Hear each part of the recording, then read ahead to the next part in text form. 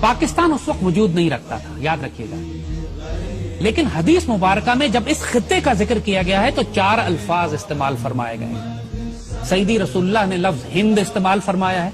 सईदी रसूलुल्लाह की बड़ी मशहूर हदीस शरीफ है जिसका मफहूम है कि मैं अरब हूं लेकिन अरब मुझ में से नहीं, मैं हिंद में से नहीं हूं लेकिन हिंद मुझ में है। बड़ी मशहूर माशाअल्लाह खूबसूरत तरीन हदीस है।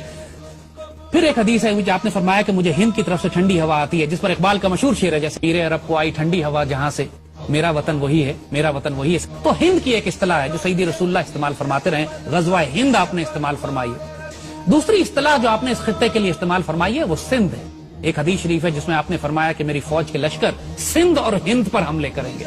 तो सिंध, मोहम्मद बिन कासिम आपको याद है वो सिंध पर आए थे और उस वक्त सिंध तकरीबन आधा पाकिस्तान था। मोहम्मद बिन कासिम मुल्तान तक तशरीफ लाए थे और ये इलाका आपने फतह किया था।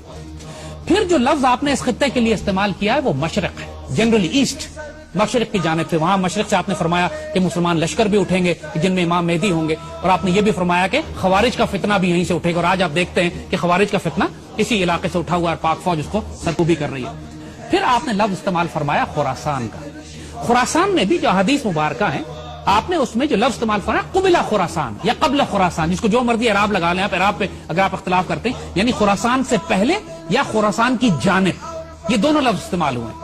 और एक आध हदीस में खुरासान का लफ्ज भी इस्तेमाल हुआ है, जो पाकिस्तान का शुमाली हिस्सा है, बलूचिस्तान से लेकर पूरा हमारा फ्रंटियर ट्राइबल एरिया से लेकर पूरा नॉर्दर्न पाकिस्तान, ये भी खुरासान है। सो अगर आप तीनों डेफिनेशन ले लें, तर्जुमा ले लें कि खुरासान ले लें, खुरासान की जानिब ले लें, खुरासान से पहले ले लें, जो भी तर्जुमा आप लेते हैं उसमें सारा शुमाली पाकिस्तान शामिल हो जाता है। और मशरिक जब कहते हैं तब भी पाकिस्तान शामिल होता है, हिंद जब कहते हैं तब भी पाकिस्तान शामिल होता है, क्योंकि हिंद जो है अब तकसीम होकर मुशरिक हिंद और मुस्लिम हिंद में तब्दील हो गया। सईदी रसूलुल्लाह ने जनरल डायरेक्शन की बात की है, खुरासान की जानिब, फिर आपने फरमाया मशरिक की जानिब, फिर आपने फरमाया हिंद की जानिब। तो ये एक जनरल एरिया है, लिहाजा कोई पिन पॉइंट एरिया नहीं है कि ये कहें कि साहब ये इलाका सिर्फ ईरान में है, ये इलाका सिर्फ अफगानिस्तान में है, ये इलाका पाकिस्तान है। इसमें अब इसकी वजह हम आपको बताते हैं क्यों कि हम ये बात कर रहे हैं कि खुरासान की अहादीस मुबारका को आप गज़वा हिंद की अहादीस से अलग नहीं कर सकते। आप किसी सूरत में हुजूर सल्लल्लाहु अलैहि वसल्लम की वो अहादीस मुबारका जो सईदी रसूलुल्लाह ने हिंद के बारे में फरमाई है उनको, क्योंकि ये सारा इलाका एक ही है, हिंद, मशरिक और खुरासान, ये एक पैकेज है और अहादीस मुबारका इसमें आपस में जुड़ी हुई है। हिंद के बारे में एक बड़ी मशहूर हदीस है सईदी रसूलुल्लाह ने जो फरमाई, हम पढ़ के सुनाते हैं। हजरत अबू हुरैरा रजी अल्लाह ताला से रिवायत है कि सईदी ने हिंदुस्तान का तज़किरा किया और फरमाया, जरूर तुम्हारा एक लश्कर हिंदुस्तान से जंग करेगा और अल्लाह इन मुजाहिदीन को फतह अता फरमाएगा, हत्ता कि मुजाहिदीन इन हिंदू बादशाहों को बेड़ियों में जकड़ कर लाएंगे और अल्लाह इस अजीम जहाद की बरकत से इन मुजाहिदीन की मग़फ़िरत फरमाएगा। फिर ये मुसलमान वापस पलटेंगे तो ईसा अलैहिस्सलाम को शाम में पाएंगे।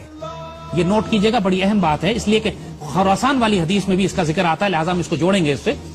इस पर हजरत अबू हुरैरा फरमाते हैं कि अगर मैंने ये गज़वा पाया, गज़वा हिंद पाया, तो मैं अपना सारा मालो असबाब बेच दूंगा और मैं उसमें शामिल हूंगा, और जब पलटूंगा तो मैं एक आजाद अबू हुरैरा हूंगा जो ईसा अलैहिस्सलाम को शाम में पाएगा। और फिर वो हुजूर से कहते हैं कि सईदी, क्या मैं ईसा अलैहिस्सलाम को ये बता सकता हूं कि मैं आपका सहाबी हूं? हुजूर इसमें मुस्कुरा पड़े, मासूम सवाल था, हुजूर मुस्कुरा पड़े, कहते हैं बहुत मुश्किल, बहुत मुश्किल।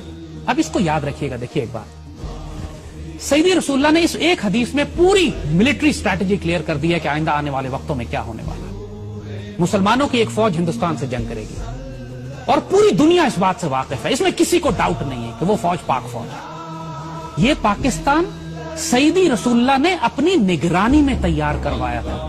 ये बात हम इसलिए बड़े एतमाद से कह रहे हैं कि इस बात को डिफाइन करके, डिस्कस करके हम 1000 दफा खत्म कर चुके हैं। कायदे आजम को हुजूर की ज़ियारत हुई, हुजूर ने हुक्म दिया कायदे आजम को कि हिंदुस्तान जाओ, तुमसे ड्यूटी लेनी है।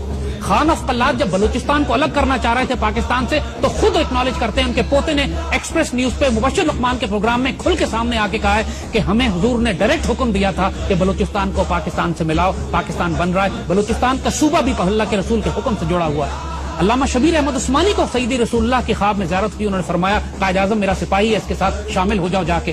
कायदे आज़म इकबाल के ख्वाब और मिशन और विजन जो था उसकी बुनियाद पर बना।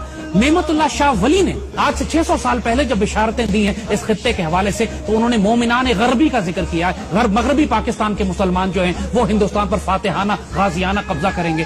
तो इसमें किसी को डाउट ही नहीं है کہ یہ پاکستان جو سیدی رسول اللہ نے اپنی نگرانی میں تیار فرمایا ہے، جس کو غزوہ ہند کے لیے تیار کیا گیا ہے، یہی لشکر ہوگا، یہی پاکستان آرمی ہوگی جو سیریا جائے گی، شام جائے گی، اس وقت جب آخری زمانے میں اسرائیل کے ساتھ ایک فائنل بیٹل ہوگی۔ اور یاد رکھیے گا کہ پاکستان آرمی کی تربیت اللہ پچھلے کئی برسوں سے اس کام کے لیے کروا رہا ہے۔ ہم مسلم دنیا کی واحد آرمی ہے جو غزوہ ہند بھی لڑ رہی ہے، ہم انڈیا سے بھی لڑ رہے ہیں، ہم خوارج کے خلاف بھی لڑ رہے ہیں، اور ہم یہودیوں کے خلاف شام میں لڑ چکے ہیں۔ پاکستان ایئر فورس شام جا کے اسرائیلیوں کو مار کے گرا چکی ہے، اور آنے والے وقتوں میں پچھلے دنوں ابھی فلسطین میں ایک زبردست مظاہرہ ہوا تھا جس میں فلسطینیوں نے پاکستان آرمی کو دعوت دی تھی کہ آپ آئیں اور ہمیں آزاد کرائیں۔ تو یہ یاد رکھیے گا کہ اس خطے سے، خراسان سے، مشرق سے، ہند سے 2 فوجیں شام نہیں جائیں گی۔ حضور نے جب خراسان والی فوج کا ذکر کیا ہے تو وہاں بھی حضور نے فرمایا کہ خراسان سے ایک فوج اٹھے گی جس کے اندر امام مہدی ہوں گے، وہ فوج شام میں جائے گی۔ ایک حدیث شریف ہے، ہم آپ کو بتائیں، بڑی اہم حدیث شریف ہے۔ میرے آقا سیدی رسول اللہ صلی اللہ علیہ وسلم نے بالکل واضح بتا دیا تھا کہ عربوں میں جنگیں در جنگیں ہوں، عرب دنیا تباہ و برباد ہو جائے گی۔ حدیث شریف میں ذکر آتا ہے کہ عرب جب بالکل جنگوں میں گھر جائیں گے، بے اختیار جنگیں ہوں گی عربوں کے اوپر، اور پورا عرب جو ہے حالت جنگ میں ہوگا، کوئی مستحکم حکومت وہاں نہیں ہوگی، اس وقت حضور نے فرمایا، ایک حدیث شریف ہے کہ اللہ تعالیٰ غیر عرب قوم میں سے ایک فوج اٹھائے گا جس میں عربوں سے زیادہ شہسوار فائٹر ہوں گے، تگڑے فائٹر ہوں گے، اور اس قوم کا اسلحہ عربوں سے زیادہ طاقتور ہوگا۔ تو نوٹ کیجئے کہ پوری عرب دنیا میں سب سے زیادہ خوبصورت فائٹر پاکستان میں ہے، اور پاکستان اس دنیا کا واحد مسلمان غیر عرب مسلمان ملک ہے جس کے پاس ایٹمی ہتھیار ہیں۔ یہ بھی بشارت پاکستان کے لیے سیدی رسول اللہ دے چکے ہیں عربوں کی حفاظت کے لیے۔ اور آپ نوٹ کریں گے کہ پچھلے 30 سال سے جب بھی عربوں کو خطرہ ہوا ہے، ان کی حفاظت کے لیے یہی غیر عرب فوج گئی ہے جس کے ہتھیار عربوں سے بہتر تھے، جس کے فائٹر عربوں سے بہتر تھے۔ اللہ اکبر، یہ پاک فوج ہی۔